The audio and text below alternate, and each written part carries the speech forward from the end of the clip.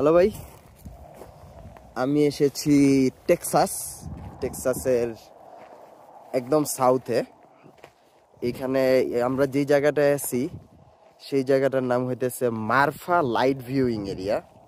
এখানে আমরা সূর্যোদয় দেখতে আসছি, যদিও এটা সূর্যোদয়ের প্লেস না স্পেসিফিক্যালি। এটা হলো এখানে যেহেতু অবারিত মাঠ দেখতেছেন, সেই অবারিত মাঠে থেকে রাত্রেবেলা লাইট দেখা যায়।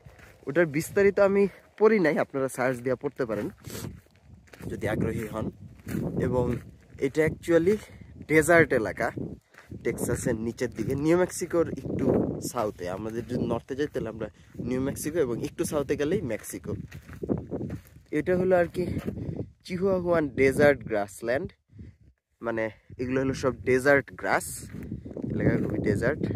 আমার সাথে আছে অনেকদিন পরে অ্যাজ ইউজুয়াল আমার বউ, ওইদিকে আছে মোর ইউজুয়াল দেন বউ অমাজিত রে আমার অনেক দূরেই দেখা যায়।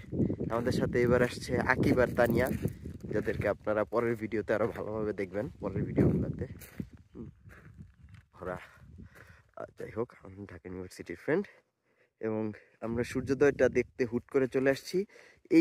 এটা হলো আলপাইন নামের শহরের কাছে।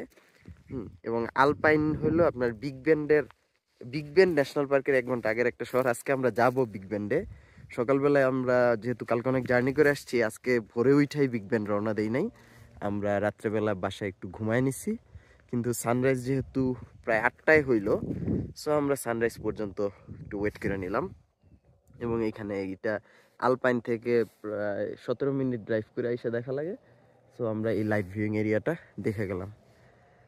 তো এটা খুবই শর্ট ছিল, জাস্ট এই মারফা লাইট ভিউইং এরিয়া দেখানোর জন্য, যে রাস্তার পাশেও মানে মাঝে মাঝে ছোটোখাটো সুন্দর জিনিসপত্র থাকে। তো ওকে, আপনারা তাইলে করেন। আর এই ছবিটা তো সুন্দর আসতেছে।